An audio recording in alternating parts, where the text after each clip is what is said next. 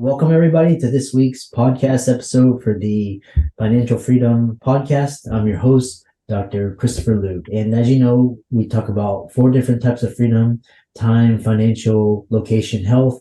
And today, we're going to have a guest talk all about financial health, all of her work. Her name is Beth Dana, and she's an entrepreneur, and her mission is to support people in achieving financial consciousness and abundance. So I'll let her introduce herself and welcome her to the show. So Beth, welcome.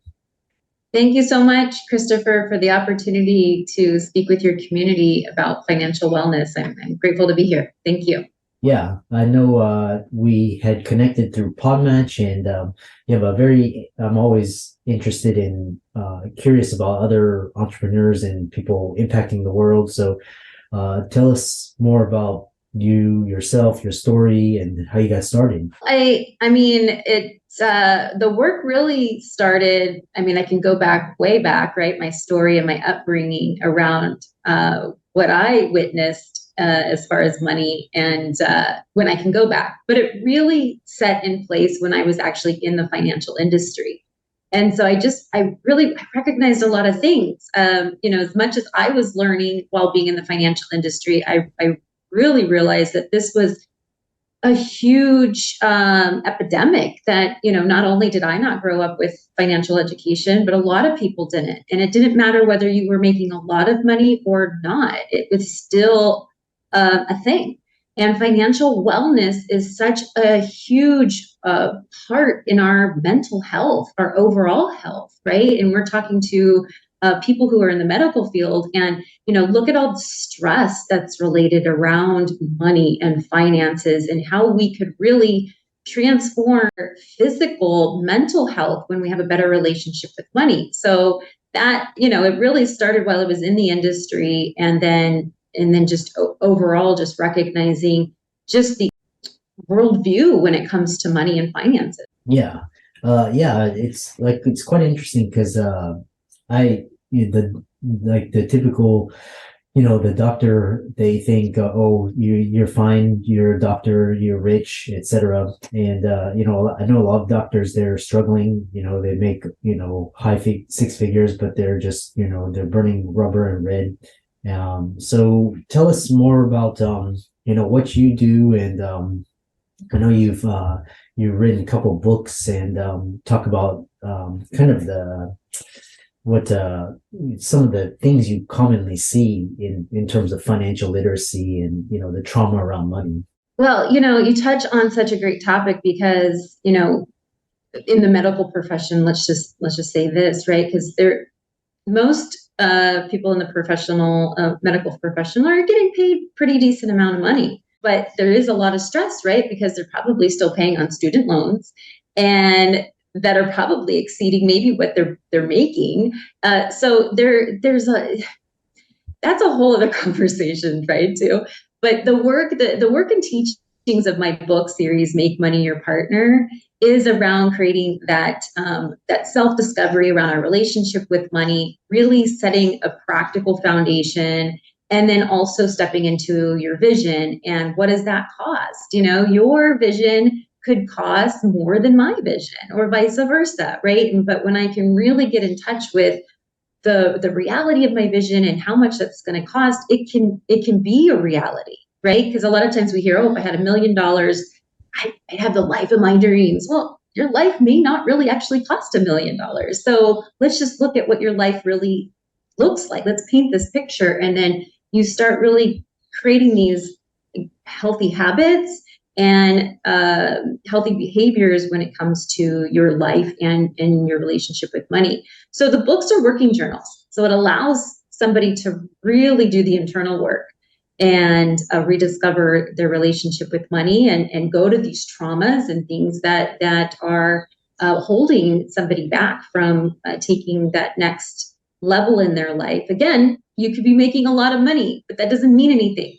Maybe it really is about you achieving inner peace and happiness. That's really what it is, right?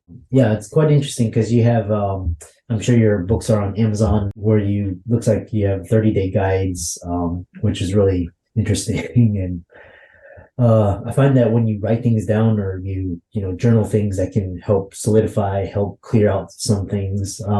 And you also have you also have free resources. You have a blog and all of these. Tell us more about how they can find you and get started.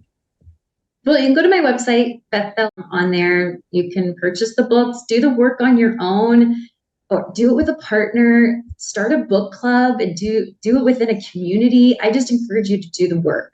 The books are an easy way to really start doing the work.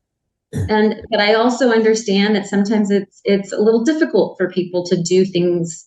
They need some guidance. And so that's where I have my coaching programs, and to really support people in empowering them to that next step. And then there's free resources on my website as well. I have some guides that you can download and utilize, because again, the work you mentioned journals and how important writing is, and people say, well, why isn't this on audiobook? Well, one, it's a journal, and journals don't translate to audiobooks.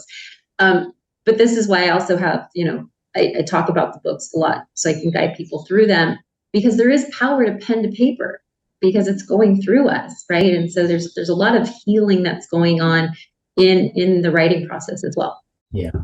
And what's interesting is you have this interesting quote, and you say financial health is restored in two ways, and one is inner work, changing how you think and feel about money, and then doing outer work, which is the practical money management. When you work with clients, what are some examples of thinking and feeling about money from a scarcity mindset versus someone has abundance mindset?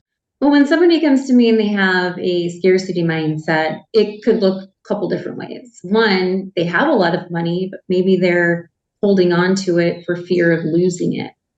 So they have a lot on paper, but their energy is still in lack and scarcity. And then there could be somebody that comes to me and they're looking to up level their income or learn more better ways to handle their money, and they're also in a scarcity and in lack energy. And so what it is, it's going to the trauma, it's going to where it is, and unraveling that so that they can shift the mindset from scarcity and lack to abundance. And that is in all forms, right? Abundance. When we can really be about abundance in all areas of our life, then we're able to relate with money in a different way. And so that's really what it is. So it depends on the person, but those are two major things that I've always witnessed.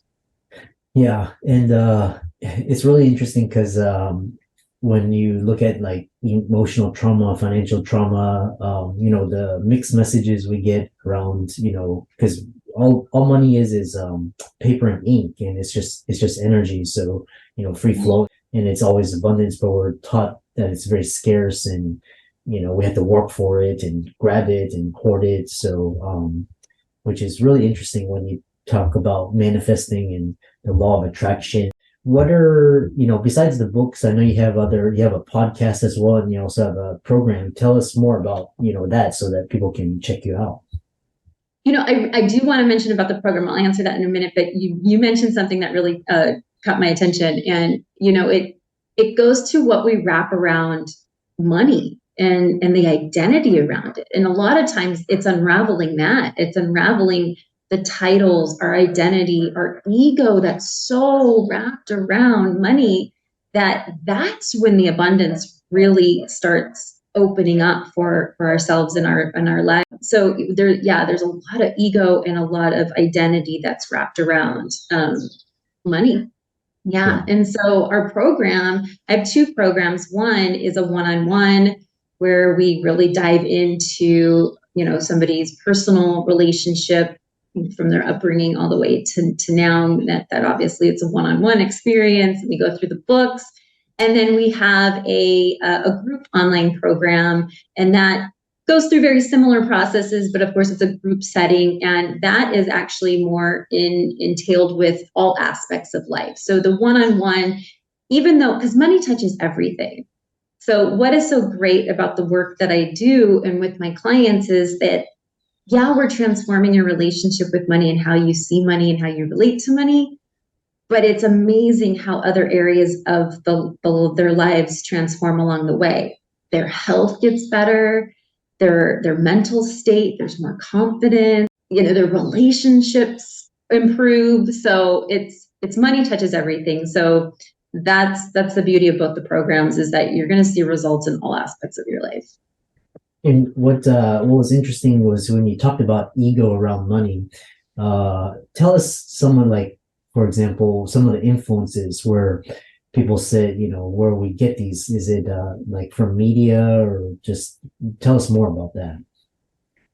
I think it's all environment, right? So it could be your upbringing, and it could be pressures from parents or your caretakers. There could be pressure there to get a good education, get a good job, right? But that may not be authentically what your heart's desiring.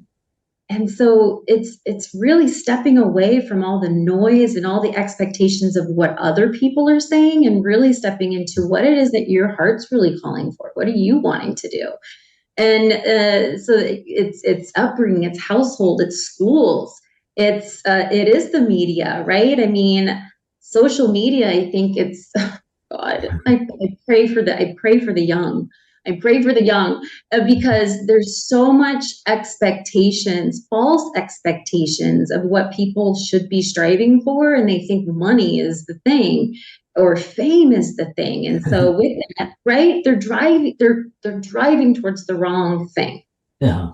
And then their spirit is going to get broken. It will. And so it's really, really bringing back the true essence of what money is. It's made for, it's a tool, right? It's a tool to do good things in the world. It's a tool to create the life that you want, not what other people want for you.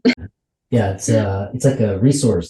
What's interesting is, I've studied, because I've had a lot of guests. One was actually a monk. The East, they view money very differently than the West. And West here, we're conditioned that money is a symbol of status, and your worth, and what is your net worth. That's that's kind of all of these, and then it's like perpetuated by the media with celebrities and all of that. So it's quite interesting when you reverse it, and there's like, it's a resource for you to live your life the way you want to, which is totally disconnected from what we're conditioned. So Right. Yeah. Well, and I can just share with you my personal journey, because I've gone through it all. So, I grew up in a single mother household. I watched my mom really struggle around money. So that shaped my paradigm. I got married, I got divorced, I reinvented myself. And so I've gone through so many cycles in my relationship with money, but each and every time it's healed my core wound that much more. And so my lifestyle now, I had the house, I had the cars, I had the stuff. And then I realized, oh my gosh, I really wasted a lot of money on things, right? And so as my journey, and I like to say, we have like these different levels that we experience in money. And there's the masses. That's where a lot of us are at for a very long time in our life. And then we go to the mindset. And we really start shifting the mindset around the reality and our mindset around money and in abundance. And then there's the spiritual aspect of money. And that's where the beautiful thing is. And you talk about monks, because I've created such a minimal lifestyle for myself now. It's so light and it's freeing. Like there's so much clarity, right? And so this is what I really hope for people, is to move to that space, to really know that when the money is coming in, you know exactly where it's going, and where it's going, it's making a difference for other people. It's making a difference for you, because the best thing we can do is give, right? Because in that we're receiving, and also investing in ourselves, our personal development, investing in our business, and then investing in real estate, stocks, long term, right? And just really getting connected to where the money is going. Yeah, really, really interesting conversation.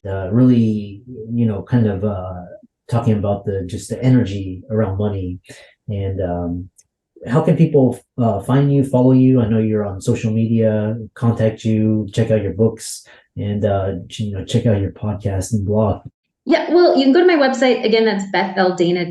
I'm on social media, but I prefer not to be. Like, if I'm going to choose one platform, it is LinkedIn. I just kind of gravitate towards that more. So if you are wanting to stay connected, which I would love to stay connected with you, subscribe to my email community, and I send out weekly emails of great, valuable content, and that's where you're going to find the most value.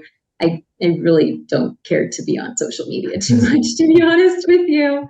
I really want to connect with people in a real, authentic, true way, and so Yeah. for me, that feels like not that. Yeah, I think LinkedIn is the best for professionals and business owners. So, for all the audience out there, check out Beth's resources. It'll be in the links and show notes. And so, thanks for a great conversation, and we look forward to hearing about your future success. Thank you so much. I appreciate you.